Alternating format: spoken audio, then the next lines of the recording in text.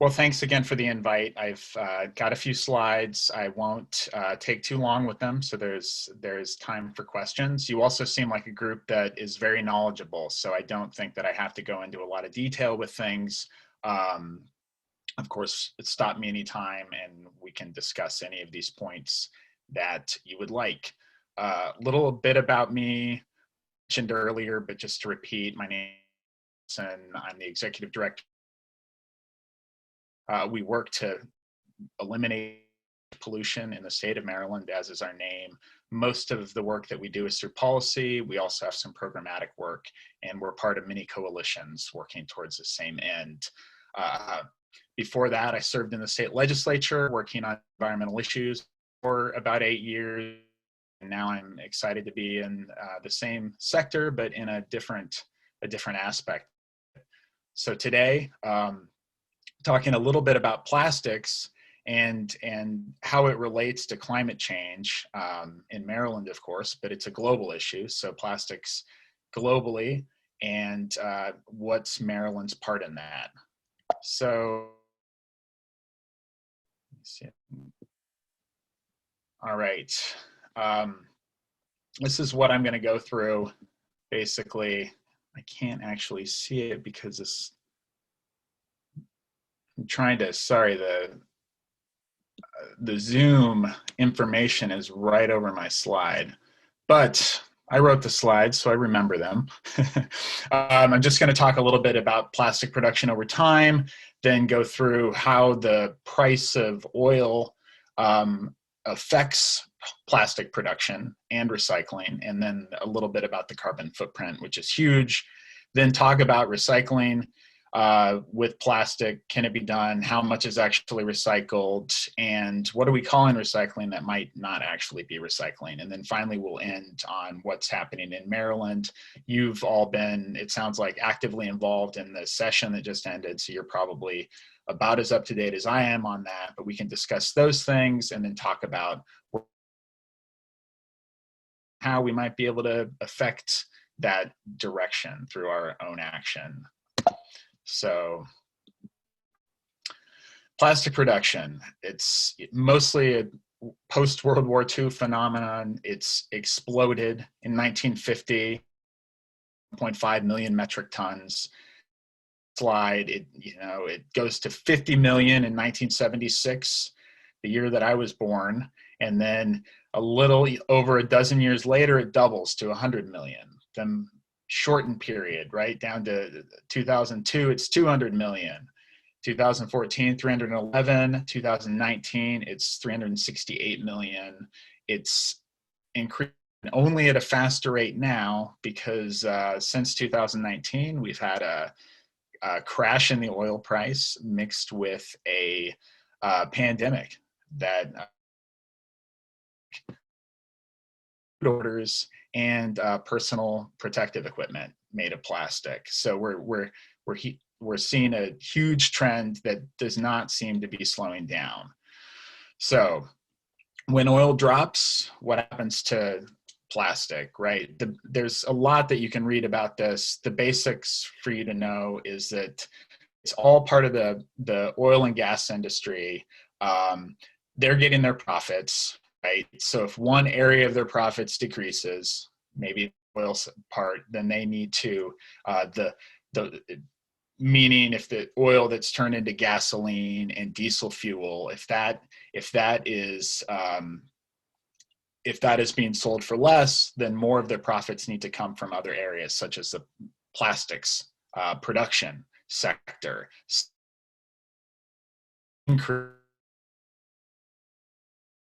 Can continue to be at the same rate. Shane, you're breaking up. I wonder if you turn your video off, if we'll be able to hear you better, and if everyone else could turn their video off until he's done. Thanks. All right, let me see if I can. So on Zoom, just click yeah, there we go. All right. You can still hear me, right? Yep. Okay, great. Sorry about that. Usually I have good internet, but Murphy's Law. Okay, so plastic production and the price of oil. The other part of this is that when oil drops, recycling becomes more expensive because you send your or whatever color they are in your recycling center. It's not actually a recycling center. It's a sorting facility that sorts all this plastic into type, and those types are then sold, and it depends on the for those types. So if oil is cheap, it's a lot cheaper to produce virgin plastic than to buy plastic that has been used already to then try to go through the process to turn that into recycled plastic. So oil price dropping, it's great. I guess if you want to drive a car around, it's really bad for recycling, and it's really bad for plastic production.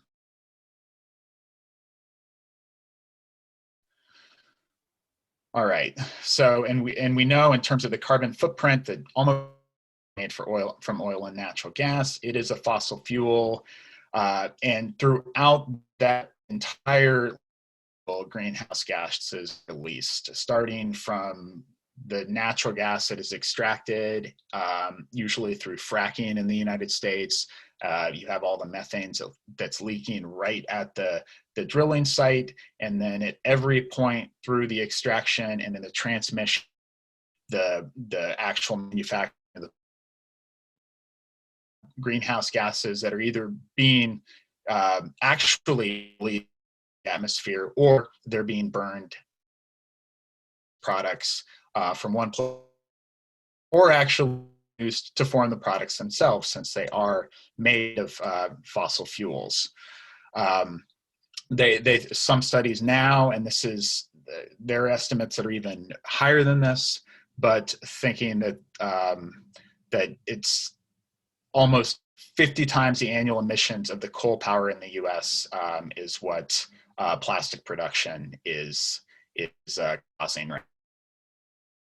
Set to go up. The American Chemistry Council says the U.S. plans to spend $47 billion over the next decade on that. A lot of that will be on facilities. Some of that is planned for something called chemical conversion or advanced recycling. Is it a little bit of that? It's a pretty new thing out there. Plastic recycling, I'm sure you've seen this statistic. It hasn't changed in a while, but it's estimated that only about 9% of plastic, of all the plastic, that the billions and billions and billions of metric tons that have been created since post-World War II, only about 9% has been recycled, meaning the other 91% is still there in some form. It's in the ocean, or it's in a landfill, or in some cases it could have been burned, and then the what is left of that has gone into the atmosphere. But only 9% approximately has been recycled. When we talk about recycling, traditionally we're talking about mechanical recycling, which means we're collecting this plastic, the different types of plastic that you will see and put into the bins that are accepted in your area. Those are sorted, washed, ground into flakes, sorted again, and then they're melted into pellets, which you can use to then hopefully make with. That's what we would consider to be mechanical. There is a form of recycling. It's being touted as recycling by the industry, either advanced recycling or chemical recycling, but it's chemical conversion, and there are two types. One is plastic to plastic, and this is by far the minority, but it is when you take single polymers, a certain type of plastic, and basically you use a heating process and then you're able to turn it back into plastic. That doesn't happen very often. Not cost effective. Fortunately, don't have a lot there's a report out by Gaia, and the sheet I can or maybe into chat. It's an interesting. They've looked a lot at this, and their thoughts. There's not plastic to plastic chemical conversion happening. A lot of plastic to fuel happening, which means that you can take mixed plastics, any kind of. What you do is you turn. You go through a process to turn it into a fuel, and then you burn it. And that's used in manufacturing or in other industrial capacities to basically fuel whatever you're trying to accomplish at your facility.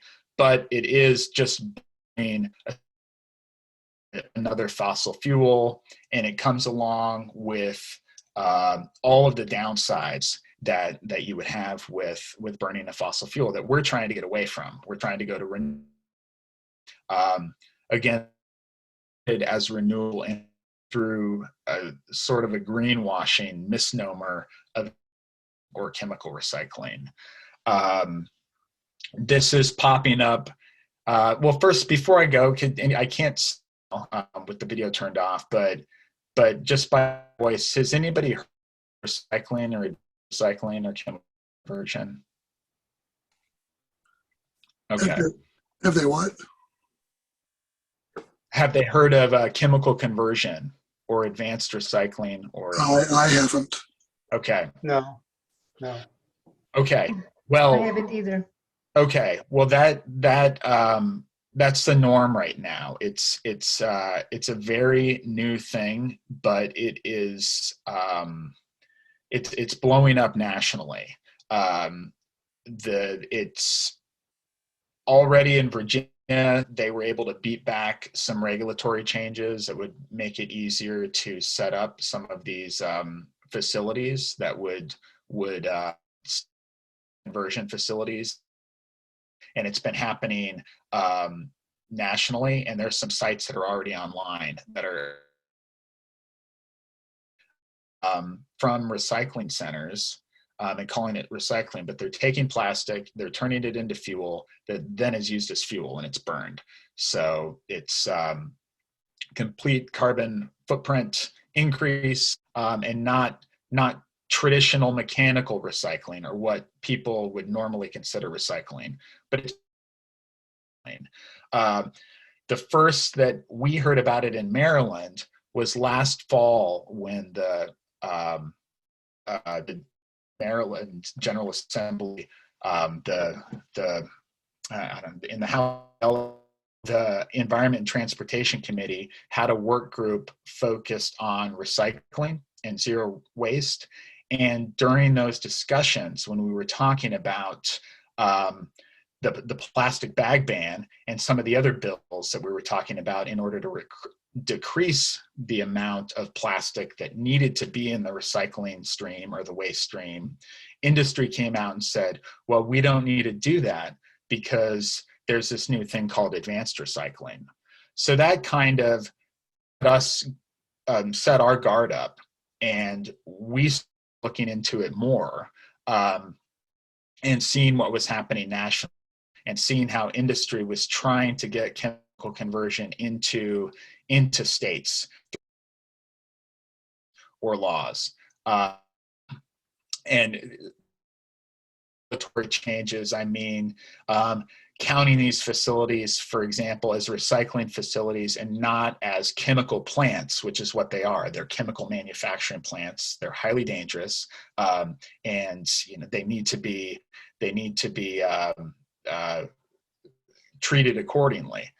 But it came up, so with Environment Maryland at the lead, we worked on a bill with Delegate Sarah Love, which would basically ban the creation of plastic to fuel facilities in the sort of as a first shot to the industry.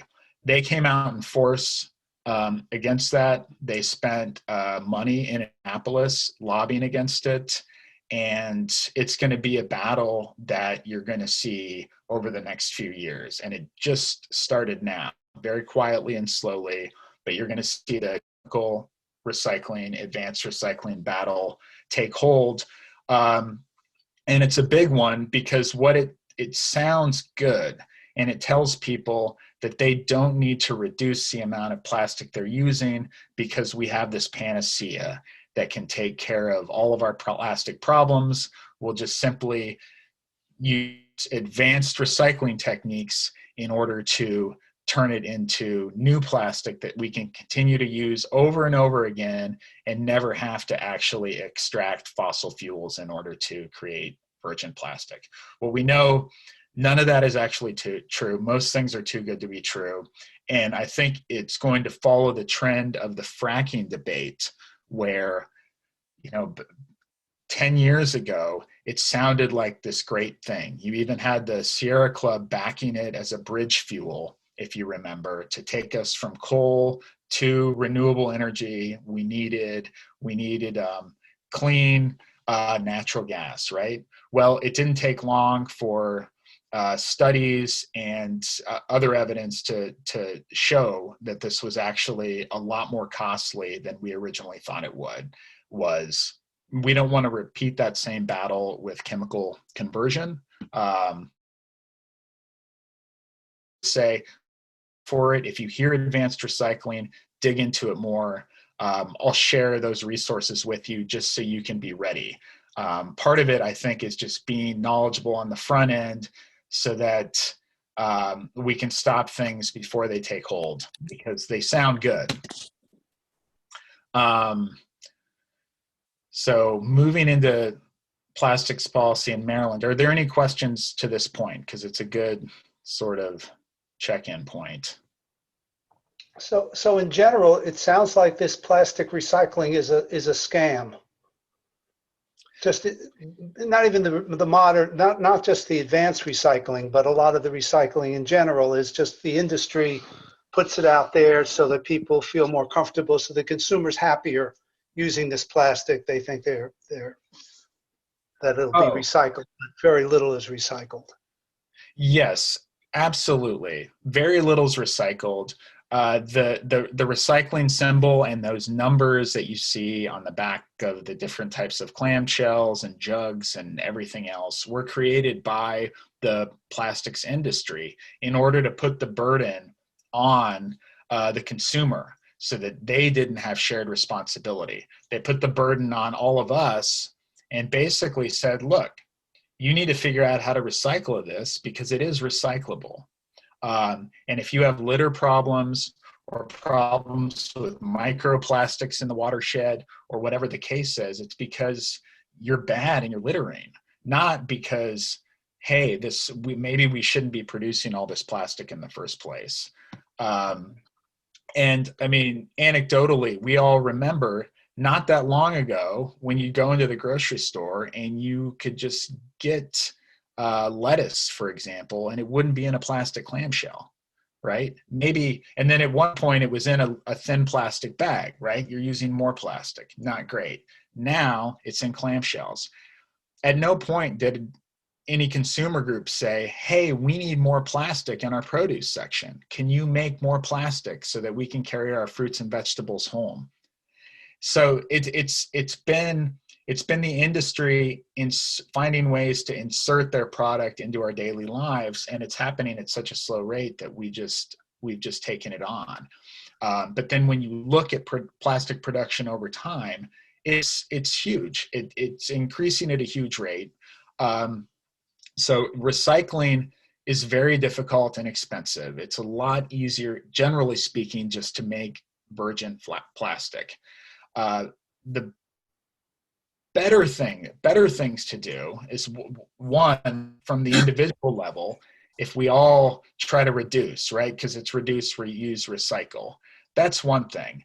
But there's still the argument to be made that the producers need to have some responsibility in this. It can't just be us changing our behavior or spending our tax dollars in order to improve our solid waste infrastructure in a county or a state.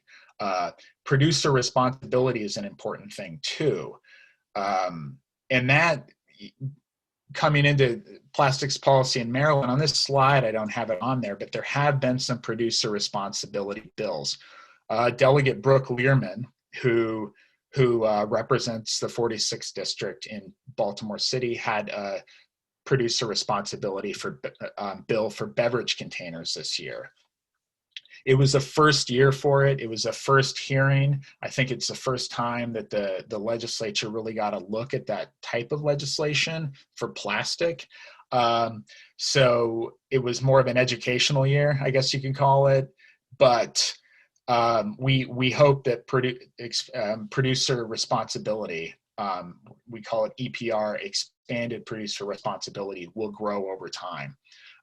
There was one that narrowly failed that I think we all thought was going to pass, but in the 11th hour failed in the Senate, was a paint bill. I believe it was recommitted to, it was sent back to committee from the floor. I think it'll pass this year, but it's a producer responsibility bill for paint, right? So if you're using paint, they have, the bill is larger than most bills in Maryland, but it's a short bill, but all of our bills are short. But it deals with basically involving the producers of the paint to have some liability and to have some skin in the game on how to deal with paint after it's just not all on the individual. That paint, that's not plastic, but we're hoping that